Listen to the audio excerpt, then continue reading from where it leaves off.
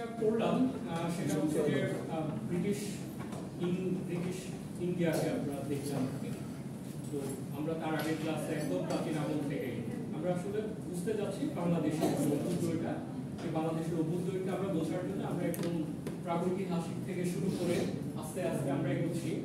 তো আজকে আবার আসি বাংলাদেশ পাকিস্তান আমল থেকে বাংলাদেশটা কিভাবে হলো সেই জায়গাটায়। তো এর আগে আমাদেরকে আবার একটু যে পাকিস্তান কেন হলো সেটা হচ্ছে যে আমাদের টু নেশন থিওরি ছিল জিন্নার। তো যেটা হচ্ছে যে ধর্মভিত্তিক দেশকে ভাগ করে দেওয়া, যে দেশে আপনার যে হাজার বছরের ইতিহাস সহস্থানে হঠাৎ করে এমন কি হলো যে যে দেশকে বাধ্য হয়ে চিন্তা করতে হলো যে আমরা এই বিষয়গুলো একসাথে থাকতে পারবো না, আমার কৃষ্টি আলাদা, কালচার আলাদা, আমার ওয়ে অফ লাইফ আলাদা, তো আমরা একসাথে থাকবো না, আমরা আলাদা হয়ে যাবো। একটা রাষ্ট্রের মধ্যে আমরা একসাথে থাকলে এই রাষ্ট্র ভঙ্গুর রাষ্ট্র হবে, যার জন্য দ্বিজাতি তত্ত্বটা দিল যে মুসলিমদের জন্য মুসলমান ভূমি হবে আর হিন্দুদের জন্য হিন্দু ভূমি হবে। এরকম একটা প্রথমে কিন্তু এখানে স্টেটস ছিল, একটা রাষ্ট্র হবে, পরবর্তীতে এটাকে আবার চেঞ্জ করে করা হলো কি অনলি স্টেট। যখন 47-এ বিভাগটা হলো পাকিস্তান এবং ইন্ডিয়া, পাকিস্তান একটা রাষ্ট্র হলো এবং ইন্ডিয়া একটা রাষ্ট্র হলো। আর গত ক্লাসে আমরা দেখিয়েছিলাম মাঝখানে অনেকেই চেয়েছিল যে তারা ইন্ডিপেন্ডেন্ট থাকতে, ভেতরে অনেকগুলো স্টেট ছিল, এটা অনেকেই থাকতে পারে। এর মাঝে তখন বাংলাদেশ যখন স্বাধীন হলো, দেখেন আমরা যখন মুসলিম আমল করতেছিলাম তখন কিন্তু ছিল যে বাংলাদেশের যে শাসনকর্তা উনি মানে সুবা বাংলা নাম ধারণ করে যে মানে বাংলাটাকে প্রমোট করার এক ধরনের চেষ্টা করা হচ্ছে। অথচ দেখেন এই 47-এর যে আন্দোলন, এই আন্দোলনে বাংলা কিন্তু অবদান অনেক বেশি। এসে বাংলাদেশ কি হারালো, এটাকে পরিচয় করে দেওয়া হলো ইস্ট পাকিস্তান হিসেবে, যে পূর্ব পাকিস্তান বা ব্যাঙ্গলোর থাকলো না। এই যে মানুষের মধ্যে ধরেন যে মানে আমরা দেশ ভাগ করলাম, ভাই আমি তুমি একসাথে থাকা মানে আরো ভালোভাবে বাঁচার জন্য, আরো ভালোভাবে থাকার জন্য, কিন্তু এসে আমার পরিচয়ের প্রতি একটা বড় আঘাত হলো। আমাকে পশ্চিম পাকিস্তান দিয়ে পূর্ব পাকিস্তান নামে পরিচয় দিতে হচ্ছে, বাংলা কিন্তু আর এখানে আসছে না, গেল এটা। তারপরে যেটা হলো যে এসেই বলা হলো যে 47 সালে যে উর্দুই পাকিস্তানের একমাত্র রাষ্ট্রভাষা, সিঙ্গল লং ল্যাঙ্গুয়েজ, এটা হলো 1948 সালে এটা করলো। অথচ আপনি তখন দেখেন majority of people total Bangladeshi মানে বাঙালি, 56% এথনিসিটি বাংলায় কথা বলতো, সোজা কথা। আর উর্দু সম্ভবত ছিল আমার এক্স্যাক্টলি আপনার মনে নেই বা আরো কম, বাট এই উর্দুটাকে করা হলো যে আমাদের রাষ্ট্রভাষা।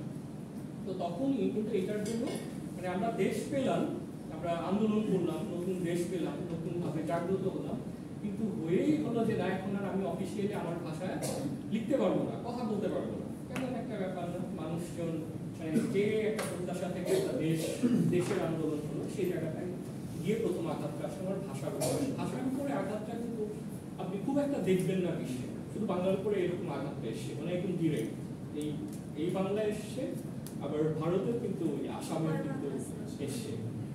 তো এইটা আর মাঝখানে আমি একটু দেওয়ার চেষ্টা করেছি, যেটা হচ্ছে যে আমরা এখন যে বাংলাদেশ ছাত্রলীগ, এটা একটা বোঝানোর জন্য আসলে পরম্পরা নেই ইস্ট পাকিস্তান গ্রুপের, সেটা 1948 সালে গঠন হলো। যে তখন পলিটিক্যাল লিডাররা বুঝতে পেরেছিলেন যে আসলে আমরা যেভাবে আসলে চেয়েছি দেশটা তো আমাদের ওইরকম হলো না। তো এই জন্য আমাদের মানে আরো জনসমর্থন, পরিচ্ছন্নতা বা আমাদের যে মুভমেন্ট থেকে আমরা আমাদের যে প্রত্যাশা সেই জায়গাকে অর্জন করার জন্য এই ব্যাপারগুলো ঘটেছে। তারপরে আওয়ামী মুসলিম লীগের কথা যদি বলেন, এগুলো কিন্তু সব উইকি। প্রথম ছিল একসময় ছিল কংগ্রেস, একটা সময় এভরিওয়ান ওয়াজ দ্যাট, কিন্তু পলিটিক্যাল লিডাররা দেখেন যে আজকে যে কংগ্রেস দেখেন এই কংগ্রেসই কিন্তু ছিল। পরে দেখতে যে মুসলিমরা দেখলো যে আসলে কংগ্রেসে আমাদের সবকিছু আসে না, তখন তারা মুসলিম লীগ গঠন করলো। মুসলিম লীগ কিন্তু বাংলাদেশেই মানে ঢাকাতেই গঠিত হয়। পরবর্তীতে আবার মুসলিম লীগ যখন দেখছে যে না এরা পাকিস্তানের যে ব্যাপারগুলো ওগুলোকে প্রাধান্য দিচ্ছে, তখন ভাসানী মাওলানা ভাসানীর নেতৃত্বে তখন আওয়ামী মুসলিম লীগ 23 জুন 1949 সালে গঠন করা হয়। লেখার উদ্দেশ্য এই মুসলিম লীগকেই আওয়ামী মুসলিম লীগকে বর্তমান বাংলাদেশ আওয়ামী সেটা ধারণ মানে ইনহেরিটেন্স সূত্রে এসছে। পরবর্তীতে আবার 1955 সালে যেহেতু দেশটা আলাদা হয়ে গেল, তখন আসলে একটা রাষ্ট্র এখন 100% ধরেন আপনি সেম রিলিজিয়ন সম্ভব না। আর রাষ্ট্রে তো আসলে মানে রাষ্ট্রে তো মানে যদি আপনি থিঙ্ক অ্যাবাউট ইট, এই প্রোডাক্টের কোনো ধর্ম আছে? এই product just think about it, এটা কোনো ধর্ম নাই। আমি রাইট অর রং? ব্যাংকের কোনো ধর্ম হতে পারে? ধর্ম নেই। ধর্ম টাকা পশুরও নাই, শুধু মানুষের জীবন আচরণকে প্রভাব করবে, তাই তো?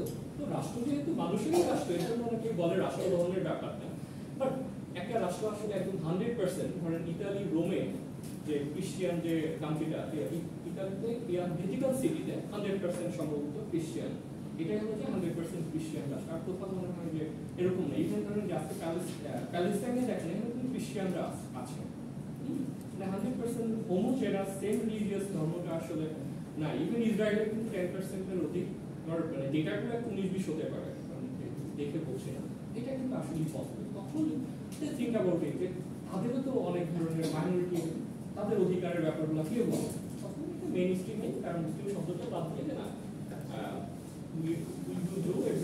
যেটা আমার মানুষের জন্য ভালো হয় সেটাই আমরা করবো, সেটা কোনো সমস্যা না। যাই হোক, এটা একটা ইয়া। তো প্রথমেই যে আঘাতটা আসলে আমার পরিচয়, তাই না? আমরা পূর্ববাসী ইসলামী হিসেবে পরিচয় হওয়া শুরু করলাম।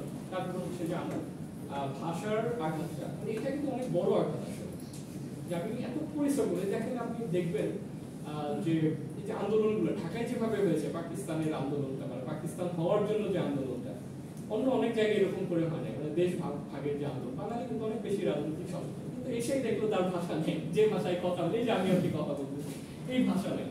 এটা একটা মানে মর্মান্তিক ঘটনা। যাই হোক, পরবর্তীতে 1952-এর ঘটনা খুবই দুঃখজনক, যে ভাষার জন্য আমাদেরকে প্রাণ দিতে হয়েছে।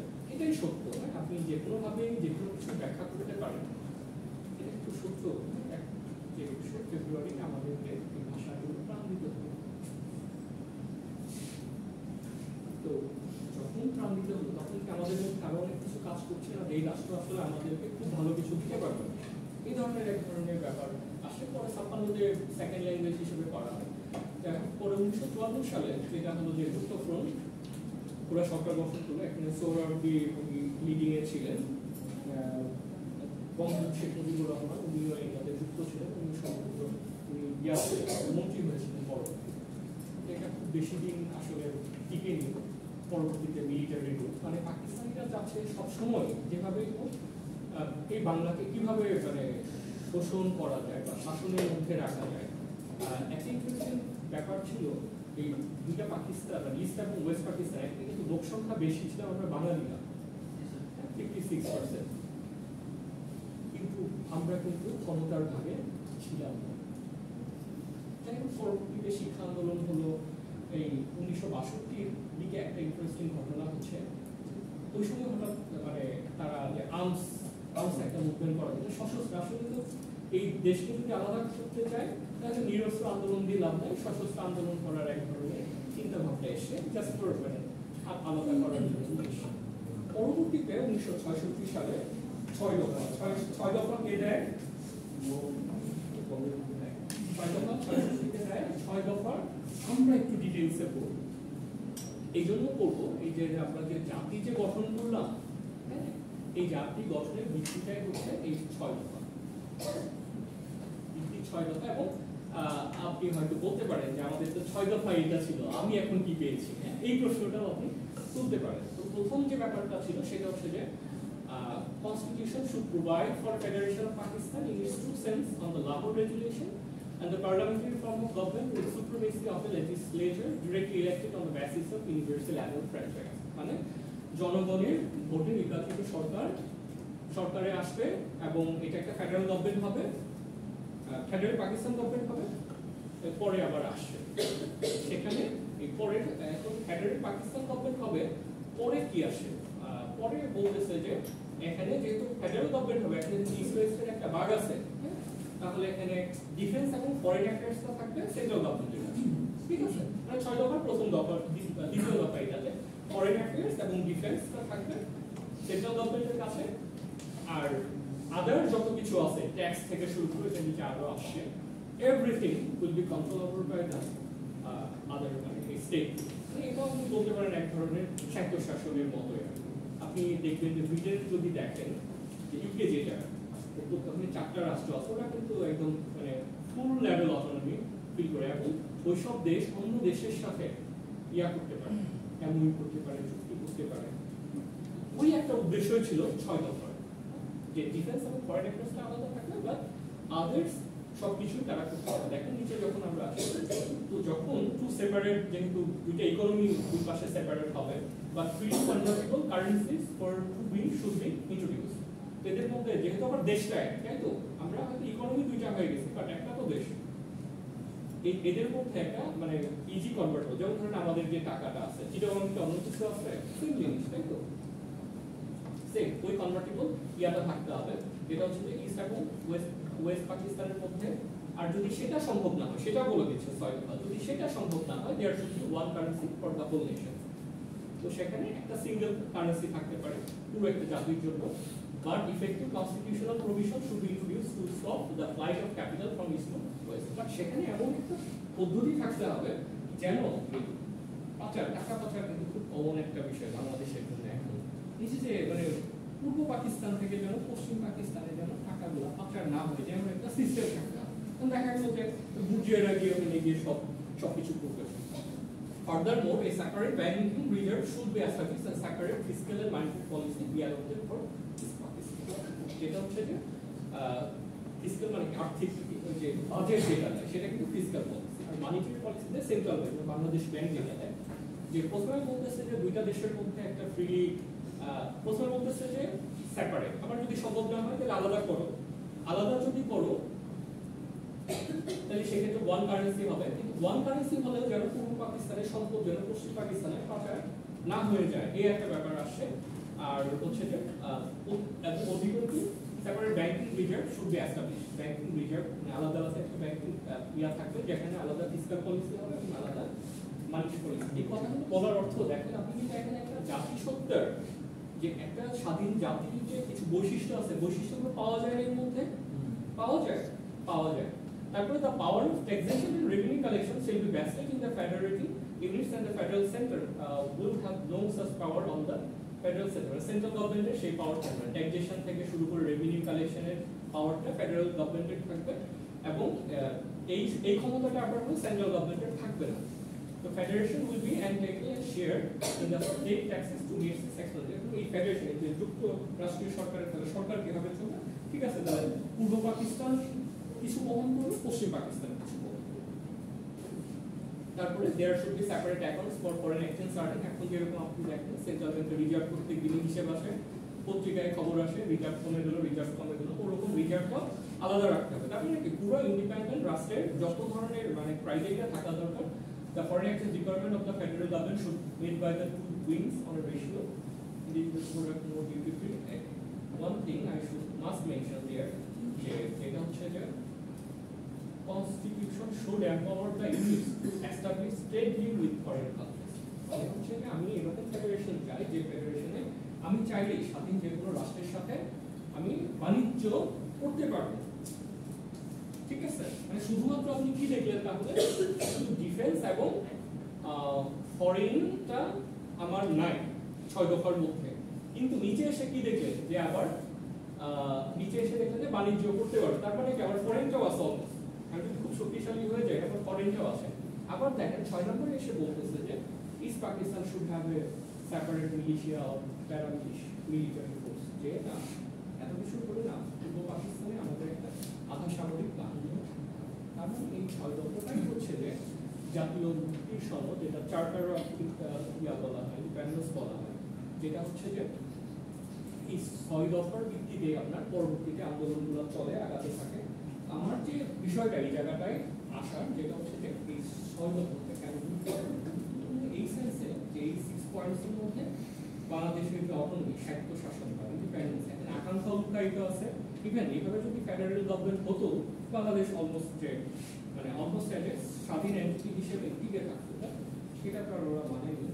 করে আমরা যাই এই 6 দফা, তাহলে এখান থেকে কিন্তু একটা প্রশ্ন আসতে পারে না যে আপনার নিজের ভাষায় লিখুন যে এরকম 6 দফা আসলে বাংলাদেশের যে বাংলাদেশ আজকের বাংলাদেশের মধ্যে 6 দফা আন্দোলনের গুরুত্বটা কি হতে পারে আপনার নিজের ভাষায়। এটা খুবই এখান থেকে এই প্রশ্নটা আসবেই মাস। এখন আমরা জানি জাস্ট আমরা ফলো আপটা করছি। আপনি এই 6টা দফা দিলে, এই 6 দফা দেওয়ার পরে কি হয়েছে? পাকিস্তান মিলিটারি রিজিম বলেন, যারাই বলেন, মাথা নষ্ট হয়। এরা বলতেছে যে আমরা এই আলাদা চাই, এই চাই। এরা পরবর্তীতে দিল যে আগরতলা কনস্পায়ার কেস, যেটা হচ্ছে এই আগরতলায় এরকম বলা হয় আর কি। এটার পক্ষে বিপক্ষে বিভিন্ন মতামত আছে। অনেকেই বলে যে এটা ছিল, ঘটেছিল, আবার অনেকে এটাকে একদম না করে দেন এরকম কোনো কিছু ঘটেনি। জাস্ট পাকিস্তান বাংলাদেশকে অবলম্বন করার জন্য ওরা এই আগরতলা ষড়যন্ত্র মামলাটা দিয়েছিল, যেখানে বঙ্গবন্ধু শেখ মুজিবুর রহমানকেও প্রধান আসামি করা হয়েছিল পরবর্তীতে আর কি। তো এই যে এই 6 দফার পরে এই যখন আগরতলা ষড়যন্ত্রটা হলো, তখন মানুষজন এটা স্বাধীনভাবে নিতে পারে না। যার জন্য 69-এর যে গণঅভ্যুত্থানটা আর কি, যে পাকিস্তানি মিলিটারি বলেন বা যাই বলেন, ওরা মানে 144 ধারা জারি করেছে। তখন মানে এই 40 ধারাও ভেঙে গেছে, আমরা এটা মানি না। তারা তখন বিভিন্ন ধরনের স্লোগানও এসে যে বীর বাঙালি অস্ত্র ধরো বাংলা, তারপর হচ্ছে জেলের তালা, বিশেষ করে এটা মনে হয় বেশি ছিল যে জেলের তালা বাংলা শেখ মুজিব, এই একটা স্লোগান। মানে আপনি বুঝতে পারছেন আজকে 144 ধারা জারি করছে, আপনি বলতেছেন যার জন্য জারি করছে, আপনি রাস্তায় গিয়ে এটাই বলতেছেন। পরে বাধ্য হয়েছে কিন্তু সরকার, কিন্তু এখানে অনেক মানে আপনার কিছু মানুষের জীবনও দিয়েছে। রাজশাহীতে ঘটনা ঘটেছে, আমাদের ঢাকায় ঘটনা ঘটেছে। আসাদের কথা যদি বলেন, শহীদ আসাদ যারা আছে, তো তখন আসলে এটা ম্যাস আপরাইজিং, মানে গণ অভ্যুত্থানে যে এটাকে রোখা যাচ্ছে না। ওরা যে চাচ্ছে ব্যাপারটা যেভাবে চাচ্ছে সেভাবে পরে ওরা উইথড্র করে নিল। উইথড্র করে নিয়ে আপনার বঙ্গবন্ধুকেও মুক্তি দিল 22শে ফেব্রুয়ারি 1969-এ। তো 23শে ফেব্রুয়ারি 1969-এ বঙ্গবন্ধু উপাধিতে ভূষিত করা হয়। এই প্রশ্নটা আসতে পারে শর্ট কোশ্চেনে, কত তারিখে বঙ্গবন্ধুকে বঙ্গবন্ধু উপাধিতে ভূষিত করা হয়। তো পরবর্তীতে ওই 6 দফা ধরে কিন্তু আগাচ্ছে। হ্যাঁ, পরবর্তীতে 70-এর ইলেকশন হলো। 70-এর ইলেকশনে টোটাল 310টা, টোটাল ন্যাশনালি 310টা আসন ছিল। এর মধ্যে বাংলাদেশ আওয়ামী লীগের 166টা, মানে অ্যাবসলিউট মেজরিটি, তাই তো? তাহলে কি অ্যাবসলিউট মেজরিটি পেলে কি হয়? সেই তো দেশ চালানোর কথা ফরমালি, তাই তো? এই আন্দোলনে কিন্তু আপনার আমার বাপ দাদার মানে পূর্বপুরুষ যারা ছিল তারাও জড়িত ছিল। কারণ ভোট বাংলাদেশে কিন্তু আপনার পাকিস্তানিরাও কোনো আসন পায়নি, আবার পাকিস্তানেও বাংলাদেশ মানে বাংলাদেশ আওয়ামী লীগও কোনো আসন পায়নি। অর্থাৎ অলরেডি ডিভাইডেড, যে হ্যাঁ এরাও ডিভাইডেড, ওরাই ডিভাইডেড। 6 দফার যে ব্যাপারটা ছিল ঠিক আছে, যে 70-এর ইলেকশনে সব রিফ্লেক্টেড, ঠিক আছে? ওরাও হয়তো ভাবছে যে না, এদেরকে এই দেশ শাসন করতে দেওয়া হবে। স্বাভাবিকভাবে এখন বঙ্গবন্ধু কিন্তু দেশ চালানোর কথা, যেহেতু ইজ দ্য অ্যাবসলিউট মেজরিটি, কিন্তু ক্ষমতা দিচ্ছে না। ডিসেম্বর ইলেকশনটা হলো অনেক এখনকার মতো একদিনে হতো না, তখন সহদিন হতো। পরবর্তীতে 1971 সালে 1 মার্চে যখন এই ক্ষমতা হস্তান্তরটা হচ্ছিল না, তো নন কোঅপারেশন মুভমেন্টের বাংলাটা ভুলে গেলাম। কে একজন হেল্প করবেন না দেখে? হ্যাঁ, নন কোঅপারেশন মুভমেন্টের বাংলাটা অসহযোগ আন্দোলন। দেখছেন সবাই পারেন। হ্যাঁ, এটাই হচ্ছে আমরা করি অসহযোগ আন্দোলন। সেটাই হলো যে আমরা সরকারকে কোনো ধরনের সহযোগিতা করবো না, যেহেতু আমাদের মেজরিটি ভোটে যে আসছে তাকে দিচ্ছে না। একদম পুরো মানে আপনার দেশে অফিস চলছে না, কিছু চলছে না, একদম মানে কোনো ধরনের সহযোগিতা নেই, এরকম হয়ে গেছে। কারণ স্বাভাবিক, এটা বুঝতে পারছেন, তখন তো ধরেন সবগুলো সিট পেয়েছে আওয়ামী লীগ, সবাই কিন্তু চাচ্ছে এই 6 দফা হোক, ভোটের অধীনে ইলেকশনটা ছিল। তো যারা সরকারি চাকরিজীবী তারা অফিসে যাচ্ছে না, একদম পুরো অসহযোগ, মানে পাকিস্তানের গভর্নমেন্টকে কোনো ধরনের সহযোগিতায় করা হচ্ছে না। এর মধ্যে 2 মার্চ যেটা হচ্ছে আমাদের জাতীয় পতাকা উত্তোলন করা হয়। তখন ওই বাংলাদেশ এখন যে পতাকাটা আছে এর মধ্যে বাংলাদেশের ম্যাপটা ছিল, ম্যাপ সহ উত্তোলন করা হয়। এবং 3রা মার্চে যে স্বাধীনতার ইস্তেহার, এটা কে দিয়েছিল? এগুলো কিন্তু আলবেন যারা বিসিএস দিতে চাচ্ছে। স্বাধীনতার ইস্তেহার দিল 3রা মার্চে। আর ওই দিনই কিন্তু আমাদের জাতীয় সঙ্গীত, আমরা এটা এখন যে গাই ওইটা জাতীয় সঙ্গীত হিসেবে গ্রহণ করা হয়। অনেকে কিন্তু অনেকভাবে বিচ্ছিন্নভাবে ব্যাখ্যা করার চেষ্টা করে, কিন্তু সবকিছুর কিন্তু কোহেরেন্স থাকে, সবকিছুর কোহেরেন্স থাকে। পরবর্তীতে যেটা হলো, এই যে ধরেন মার্চে গেল ইয়া গেল, আমি আচ্ছা, এখানে 7 মার্চের ব্যাপারটা মনে হয় আমি আলাদা একটা স্লাইড লিখতে গিয়ে এখানে আর দেই না। এখানে কিন্তু যেটা হলো 7 মার্চের সেই ঐতিহাসিক ভাষণের ব্যাপারটা, বাট আমি মানে ওইটা ভিডিও করে ফেলেছি, ওটা আলাদা রাখার জন্য ভাষণের কিছু অংশ আমি এটা যখন ফাইনালি এডিট করে দেবো। 7 মার্চের ভাষণ, তো 7 মার্চের ভাষণটা কোথায় হয়েছিল? রেস কোর্সে। সেটাতে কি বললেন বঙ্গবন্ধু, কি বললেন? এবারের সংগ্রাম আমাদের স্বাধীনতার সংগ্রাম, এবারের সংগ্রাম আমাদের মুক্তির সংগ্রাম। এবার নাও পারি বললেন, মানে আপনার কিন্তু একটা রাষ্ট্র গঠনের প্রক্রিয়ার দিকে কিন্তু বাংলাদেশ আগাচ্ছে। হ্যাঁ, অনেকে কিন্তু বলবে যে হঠাৎ করে দেশটা হয়ে যায়, কোনো কিছুই হঠাৎ করে হয় না রে ভাই, অনেক কনসিকুয়েন্স থাকে। হ্যাঁ, হঠাৎ করে কেউ একজন আসলেই আপনি স্বাধীনতার ঘোষক হয়ে যাবে হবে না, কিন্তু একটা কনসিকুয়েন্সের ব্যাপার, আমরা সেটাতেও আসবো। পরে যেটা হলো এই জায়গাটাই আপনার হচ্ছে যে অনেক সময় খ্যাপন করছে, এই সময় খ্যাপনের সময়টাই তারা বেশি পশ্চিম পাকিস্তান থেকে পূর্ব পাকিস্তানে মিলিটারি পার্সোনাল ট্রান্সফার করছে, করে এই ক্ষমতা দিবে, আলোচনায় বসবে, এরকম অনেক ধরনের কথাবার্তা চলছে। 25শে মার্চের রাতে অপারেশন সার্চলাইট, যদি এরকম প্রশ্ন আসে অপারেশন সার্চলাইট কি পারবেন না, যে 25শে রাত কালো রাতে পাকিস্তান আর্মি, বাংলাদেশের সাধারণ জনতা, আর্মি, পুলিশ, তারপরে ইপিআর, তখন ইপিআর ছিল, এই যে ক্র্যাকডাউনটা করেছে, এটাকে তারা নাম দিয়েছিল অপারেশন সার্চলাইট। অর্থাৎ সার্চলাইটটা কি, তোমাদের ক্ষমতার উৎসটা কি, এটা খুঁজে বের করে আমরা এটাকে ধ্বংস করবো, ব্যাপারটা বোঝা যায়, বোঝা যায়। এটা কিন্তু তারাই কিন্তু লিখেছে। একজন একটা ফার্স্ট লেভেল পোস্টে লিখছিলেন, একজন লিখছিল যে অপারেশন করার জন্য, অপারেশনে সার্চ করার জন্য লাইট ব্যবহার করে। ওরা কিন্তু মানে সামথিং সার্চ, এই যে গণমানুষ ইলেকশন হলে এত মানুষ ভোট দিল, এতগুলো আসন পেল, আমাদের কথায় একটা দেশটা চলছে না, তো এমন মানে ওরা এমন কিছু করতে চাইলো, এই যে স্পৃহাটা বাঙালির মনে, এই স্পৃহাটাকে ভাঙার জন্য ওই সার্চ লাইটটা শুরু, যে আমরা এমন কিছু খুঁজতে যাচ্ছি যেটা মানে যেটা আমাদেরকে স্বাধীনতার যে আমাদের প্রত্যাশাটা, স্পৃহাটাকে তারা ধ্বংস করে দেবে। That is the operation searchlight. Related or not? Okay, that's great. এরপরে যেটা আসলো 26শে মার্চ, 26শে মার্চ এবং 27শে মার্চ, 28শে মার্চ, এখানে কিন্তু স্বাধীনতার ঘোষণার ব্যাপারটা আসে। তো 26শে মার্চে আসে। তারপরে হচ্ছে যে আপনার ই মাস্ট সে ওয়ান থিং, যে তখন কারণ আপনার বাংলাদেশের যে যুদ্ধটা, এই যুদ্ধটা শুরু করেছে আর্মি, প্রথম শুরুটা করেছে আর্মি। তো আর্মি থেকে সবচেয়ে বড় ধরনের ডেটা রেস্ট আসতো, তারা বললো তারাও কিন্তু এই আন্দোলনের মধ্যে যুক্ত অলরেডি আছে। এই ঘোষণা সবচেয়ে যে অনেকগুলো ঘোষণা এসছে, এর মধ্যে জিয়া রহমানের ঘোষণাটা ওয়ান অফ দ্য ইম্পর্টেন্ট, কারণ কি সে তো তখন মানে ম্যাজর ছিল, বাট একটু স্ট্রাকচার ছিল তার না, তখন সেক্টর কমান্ডার হয়নি, একটা স্ট্রাকচার ছিল, মানে সে এটা গণমাধ্যমে এসে সরাসরি গণমাধ্যমে এসে সবাই রেডিওতে শুনতে পেরেছে। তারপর হচ্ছে যে বলা হয়েছে যে আমাদের দেশটাকে যেন স্বীকৃতি দেওয়া হয়, আমরা বহির্বিশ্বের সাহায্য সহযোগিতা কামনা করি, এবং এই দেশ যদি স্বাধীন হয় আমরা আসলে নন অ্যালাইন মুভমেন্ট যাব, অর্থাৎ কোনো যুক্ত ফ্রন্টে যুক্ত ইয়েতে, মানে তখন তো একটা ব্লগে ভাগ ছিল, রাশিয়ান ব্লগ, আমেরিকান ব্লগ, আমরা কোনো ব্লগে ঢুকবো না, আমরা মানে স্বাধীন একটা দেশ হিসেবে থাকি। একটা ডিটেইলিং গুলো ওনার ভাষণে ছিল, সেটাকেও আবার ইগনোর করার কোনো সুযোগ নেই, কারণ এটা মিলিটারি প্রথম অ্যাটাকটা কিন্তু শুরু করে পাকিস্তানে, তাদের উপরে অ্যাটাকটা আসে, মানে দে রিভার্স। এরপরে দেখেন তখন কিন্তু সরকার গঠন হয় না, মিলিটারিটা কিন্তু চালিয়ে যাচ্ছে, যুদ্ধ কিন্তু চালিয়ে যাচ্ছে। এই সার্চলাইটের পর থেকে যা শুরু হলো, মিলিটারি কিন্তু চালিয়ে যাচ্ছে, চিটাগং বলেন, বিভিন্ন পার্টে বলেন, দে আর কন্টিনিউইং। গভর্নমেন্ট ফর্ম হলো কত তারিখে? 10 তারিখে, প্রায় 15 ডেজের একটা গ্যাপ আছে না, যুদ্ধ কিন্তু চালিয়ে নিতে হয়েছে। দেন ফর্মাল টেক ওভার করলো গভর্নমেন্ট 17th of April।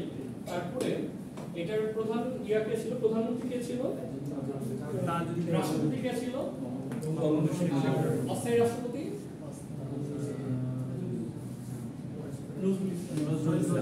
পররাষ্ট্রমন্ত্রী, আচ্ছা পরবর্তীতে কিন্তু এই যে সরকার গঠন করা হয়, বাংলাদেশের ইতিহাসে খন্দকার মুস্তাক নামটা খুব গুরুত্বপূর্ণ, উনিও কিন্তু এই মন্ত্রিসভার ছিলেন। পরবর্তীতে কিন্তু পররাষ্ট্রমন্ত্রীও ছিলেন, এগুলো আমাদের মাথায় আনতে হবে। তো যেটা হলো যেহেতু এটা কিন্তু গভর্নমেন্ট, তো গভর্নমেন্টটা ফর্ম করলো কি, এটা আওয়ামী লীগের, তাই তো? গভর্নমেন্টটা কার হলো? হ্যাঁ, গভর্নমেন্টটা হলো কি আওয়ামী লীগের সরকার, যেহেতু আওয়ামী লীগ বেশি পেয়েছিল, আওয়ামী লীগ সরকার গঠন করবে, এটাই স্বাভাবিক। কিন্তু তাজউদ্দিন আহমেদ যেটা করলেন খুবই ট্যাক্টফুল একটা কাজ করেছেন। এটা তো ঠিক আছে, সরকারে আমরা বেশি ভোট পেয়ে এসি, কিন্তু এই যুদ্ধ তো জনযুদ্ধ, মানে এই চাওয়াটা সবারই চাওয়া। এর জন্য ওনারা কিন্তু আওয়ামী লীগের বাইরেও ওনাদেরকে এই সরকারের অ্যাডভাইজারি কমিটিতে, মানে সর্বদলীয় অ্যাডভাইজারি পরিষদ আর কি, এই পরিষদে ওনাদেরকে অ্যাড করলেন। এর মধ্যে মাওলানা ভাসানী ছিলেন, প্রফেসর মুজাফফর আহমেদ, মনোরঞ্জন কর, ওনারা কিন্তু লেফটিস্ট ছিলেন। তাজউদ্দিন আহমেদ মানে এটাকে স্যার এটা না হলে তো মানে ক্ষমতাটা তো আওয়ামী লীগ বেস্ট হয়ে যেত একদম টোটালি।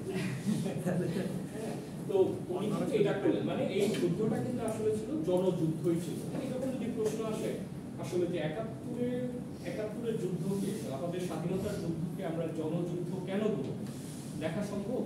আনসার দেওয়া যাবে? কি কি হতে পারে এটার আনসারে?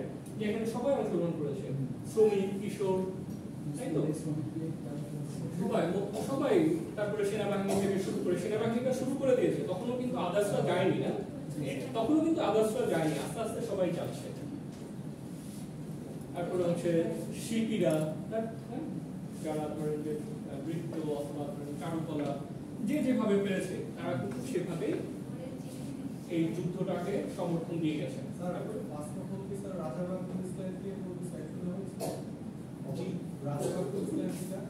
হ্যাঁ, রাজারবাগ মিসাইলে প্রথম অ্যাটাকটা হয়েছিল।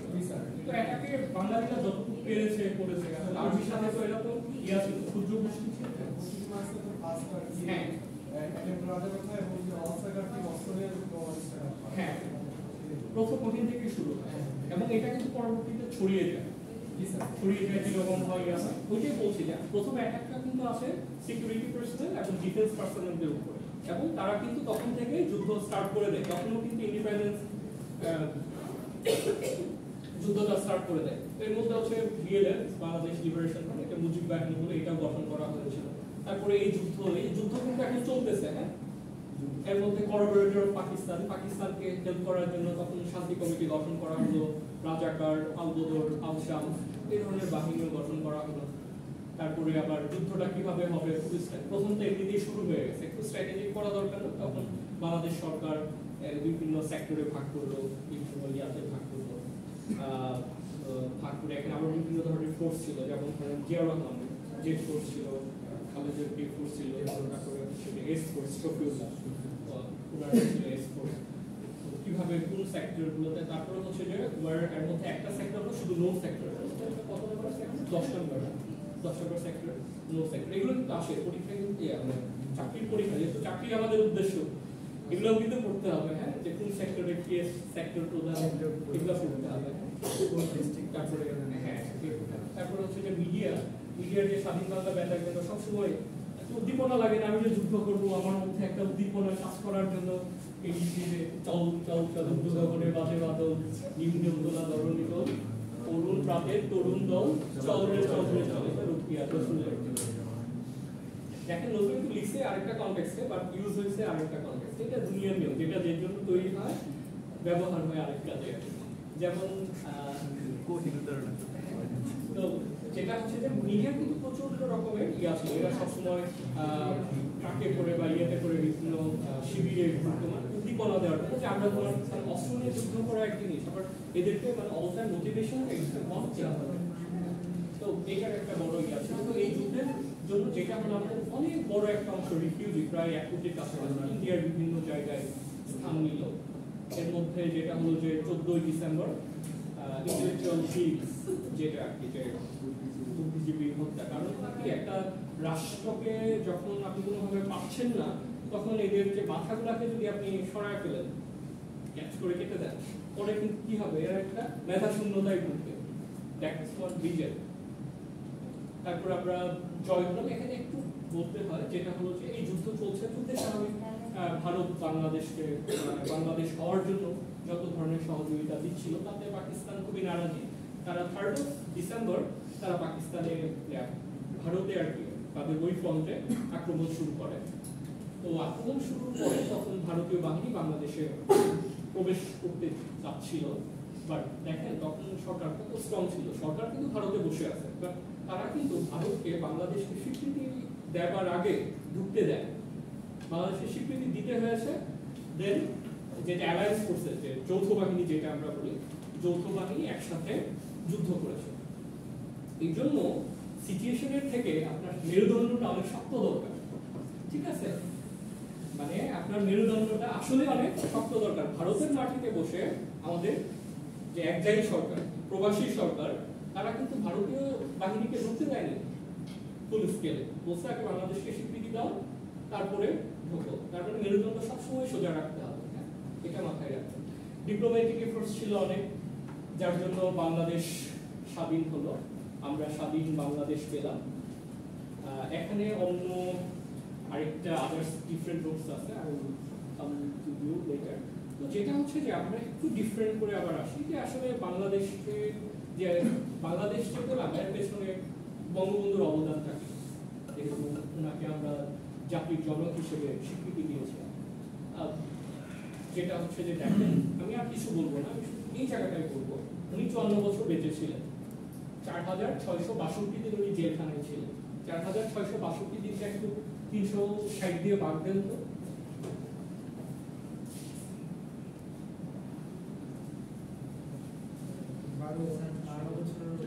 12 বছরেরও অধিক। আপনার যে 12 বছরের মধ্যে 12 বছরের অধিক উনি জেলখানায় ছিলেন। একটা মানুষ জাতিকে কি দিতে পারে, মানে ইট ওয়াজ নট পার্সোনাল মানে গেইন, এটা কি একটা জাতির সত্তা যেন তৈরি হয়ে আসে। 12টা বছর জেলে ছিলেন, এর বাইরে আমার মনে হয় না আর কিছু বলার দরকার আছে। আর সবকিছুই তো নিশ্চয় জেলখানায় তার এমনি এমনি ওনাকে নিয়ে রাখে নেয়, বিভিন্ন ধরনের কমপ্লেক্স হয়েছে, সেখানে প্রতিবাদ এসছে, নেতৃত্ব দিয়েছেন। তো আমি একটা জিনিস বলবো, বাংলাদেশকে জানতে হবে, বঙ্গবন্ধুকে জানতে হবে, এবং আনফিনিশড মেমোরি, সেটা অসমাপ্ত আত্মজীবনীটা আপনাদের সবার পড়া উচিত।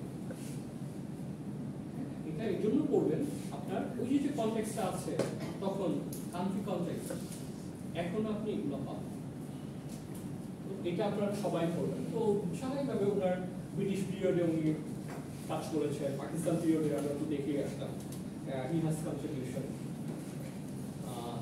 তারপরে এখানে পাকিস্তান পিরিয়ড, বাংলাদেশ পিরিয়ডে কি হলো, উনি বললেন ইন্দিরা গান্ধীকে আলটিমেটাম দিলেন, আমার জন্ম তারিখের আগে যেন উনি আসেন কবে বাংলাদেশে, বঙ্গবন্ধু হোমকামিং ডে কবে, 10ই জানুয়ারি। উনি বলে দিলেন একদম স্ট্রেট ফরওয়ার্ড, আমার জন্মদিন 17ই মার্চ, এর আগে ভারতীয় বাহিনীকে বাংলাদেশ থেকে, মানে ভারতীয় বাহিনী বাংলাদেশে আমরা দেখতে চাই না, ঠিক আছে? 15ই মার্চের মধ্যে অল ভারতীয় ইন্ডিয়ান ট্রুপস ট্রান্সফার। সো এই যে মানে একটা লিডারশিপ, ইউ থিঙ্ক আপনার একটা নতুন দেশ, আপনার যে বন্ধু আপনাকে একটা দেশ গঠন করতে সহযোগিতা করছে, পরের দিন এসে বলছেন এই বন্ধুকে আপনি দেখতে চান, কি পরিমাণ মানসিক শক্তি লাগে এটা বলার জন্য। আমি শুধু এইটুকুই বলবো। যেমন শেখ হাসিনা বলছে যে আমরা আমেরিকায় যাব না। পরে আপনার war tribunal, prisoner of war, আপনি কিন্তু ওয়ার ট্রাইব মানে যুদ্ধ অপরাধীদের বিচার শুরু করে গিয়েছিলেন। এটা কিন্তু এক ধরনের মিসআন্ডারস্ট্যান্ডিং আছে, যে এটা কিন্তু উনি শুরু করেছিলেন। তো এই 195 এরা প্রিজনার্স ছিল, এরা কিন্তু আমাদের হাতে বন্দী ছিল না, ছিল ভারতের হাতে বন্দী। উনি চেষ্টা করেছিলেন এদেরকে বিচারের আওতায় নিয়ে আসতে, পরবর্তীতে একটা ত্রিপাক্ষিক চুক্তির মাধ্যমে ছেড়ে দিতে হয়েছে, পাকিস্তানে ট্রান্সফার করা হয়েছে। যাই হোক, ওনার ইকোনমিক ফরমেশনের মধ্যে ছিল ন্যাশনালাইজেশন, জাতীয়করণ। কারণ জাতীয়করণ করলে হয় কি যে একজন মানুষের খুব বেশি অর্থ হওয়ার সুযোগ নেই, আমি কাজ করবো, আমি যতটুকু কাজ করবো আমি ততটুকু অর্থটা পাবো, এটা একটা ওয়ান কনসেপ্ট ছিল। আর তখন ন্যাশনালাইজেশনটা আসলে ওই সময়টায় প্রেক্ষিতে অনেক বেশি এটা চলছিল আর ওই সময়টা। তো লিগাল রিফর্ম আপনি দেখেন, পাকিস্তান সরকার কিন্তু 23 বছরের সংবিধান দিতে পারে। পাকিস্তান সরকারের একটা বড় সমস্যা ছিল, 47 ধরুন দেশ ভাগ হলো হিন্দু মুসলিম, এখন কোনটা আসল মুসলিম এই ডেফিনেশনে তারা একমত হইতে পারে না। এখানে ধরেন মুসলমানদের মধ্যে বিভিন্ন ডিভাইডেশন আছে, আসলে আপনাকে তো যেকোনো একটা স্ট্যান্ডার্ড ধরে আরগুলাকে আইডার বাতিল করতে হবে, নাইলে অন্য কিছু করতে হবে। ওরা কিন্তু ওই জায়গাটায় অনেক স্ট্রাগল করছে, যার জন্য সংবিধানই দিতে পারে। এই জায়গায় আমাদের এক ধরনের যে একটা সংবিধান ছাড়া রাষ্ট্র কিভাবে চলে, ওই দিন দেখেন কয় মাসের মধ্যে একটা মানে সংবিধান কিন্তু আমাদের হয়ে গেছে। একটা সংবিধানকে দেওয়া সহজ কথা, এটা কেন হয়েছে যে আমরা লিগেসি ধরেন 6 দফার কথা বলেন, যে আন্দোলনের কথা বলেন, মানে তখন থেকে আমরা আসলে এরকম একটা জাতি দেখতে চাই, তাই তো? যার জন্য আমাদের জন্য সহজ হয়েছিল। ওনার আরেকটা কনসেপ্ট ছিল সেকুলারিজম, মানে উনি যেটা বোঝানোর চেষ্টা করেছেন, ইট ডাজন্ট মিন ইরিলিজিয়াস, অধার্মিকতা আসলে সেকুলারিজম না। সেকুলারিজম এরকম যে এখানে সব ধর্মের মানুষের সমান ধর্মকর্ম করার স্বাধীনতা থাকে। তারপর ওনার ফরেন পলিসিটা দেখেন, friendship to all, manage to না, সবার সাথে বন্ধুত্ব, কারোর সাথে শত্রুতা না। আপনি দেখেন উইদিন ভেরি শর্ট টাইম আপনার একটা রাষ্ট্র হওয়া এবং এই ধরনের বিভিন্ন দেশে আপনার মানে রিকগনিশন পাওয়া অনেক টাফ কিন্তু আসলে। আপনি দেখেন আজকে আফগানিস্তান কোনো রাষ্ট্র তাদেরকে স্বীকৃতি দেয় রাষ্ট্র হিসেবে, দিয়েছে এখন পর্যন্ত একটা রাষ্ট্র দেয়। কি পরিমাণ কঠিন একটা ব্যাপার। তো সেই জায়গায় আপনার ইউএন, ওআইসি, মুসলিম কান্ট্রি, ন্যাম, কমনওয়েলথ, আমেরিকা বাংলাদেশের পক্ষে ছিল একাত্তরে না, ওনাদের সাথে সম্পর্ক স্থাপন করেছে। চায়না ছিল না, পাকিস্তান কিন্তু উনি কিন্তু সম্পর্ক স্থাপন করেছেন, কারণ আমাদের কারোর সাথে আর সত্য আমি তো দেশ হয়ে গেছি, এখন পাকিস্তান আলাদা এন্টিটি, আমি আলাদা এন্টিটি, ঠিক আছে? মিডল ইস্ট, জাপান, আফ্রিকা, আজকে দেখেন বাংলাদেশের যে স্ট্যান্ড ইসরায়েল আমরা এটা অপছন্দ করি রাষ্ট্রীয়ভাবে, খুব শক্ত আমরা স্টেটমেন্ট দিই, ওই যে স্ট্যান্ড এখনো আছে, এখন আমরা 50-54 বছর কোনো চেঞ্জ হয়। তো যে ফরেন পলিসিটা পরবর্তীতে যেটা হলো বাকশাল গঠন হলো 1975 সালে 25 জানুয়ারি, বাংলাদেশ কৃষক শ্রমিক আওয়ামী লীগ, মানে একটা দল থাকবে এই দেশে, পত্রিকা থাকবে লিমিটেড, স্বাধীনতা মানে স্বাধীনভাবে ফ্রিডম অফ স্পিচ, স্বাধীন পত্রিকাও কম থাকবে, এরকম করে বাকশাল গঠন করা হলো 1900। তো এই বাকশালের অনেকে বিরোধিতা করেছে, বিশেষ করে তাজউদ্দিন আহমেদের কথা, যিনি 71 এত শক্ত হাতে একটা দেশকে স্বাধীন করলেন। তাজউদ্দিন আহমেদের ঘটনা খুবই আপনার হৃদয়কে ধুলা দিল। উনি কিন্তু ওনার ফ্যামিলির সাথে দেখা করেন যুদ্ধকালীন সময়, দেশ স্বাধীন হয়েছে, দেন উনি ওনার ফ্যামিলির কাছে এসে। তো এটা 7 মাস ছিল, মর্মান্তিকভাবে 15 অগাস্ট 1975 সালে সপরিবারে হত্যা করা হয়। এটাই ছিল মানে আমরা তাকে দিয়েছি একটি প্রতিদান। তো লাস্ট যেটা নোট আছে, যতদিন রবে পদ্মা মেঘনা গৌরী যমুনা বহমান, ততদিন রবে কীর্তি তোমার শেখ মুজিবুর রহমান, এটা অন্নদাস রায়। যেটা হচ্ছে যে আমরা বিভিন্ন ধরনের ইয়াগুলো দেখছিলাম, বিভিন্ন সময়ের ইস্যুগুলো দেখছিলাম। তো বাংলাদেশ যতদিন থাকবে মনে রাখতে হবে, মনে করতে হবে, স্মরণ করতে হবে, বঙ্গবন্ধু বিহীন বাংলাদেশ যদি চিন্তা করেন সেটা ভুল চিন্তা হবে, ঠিক আছে? ভিডিওটা অফ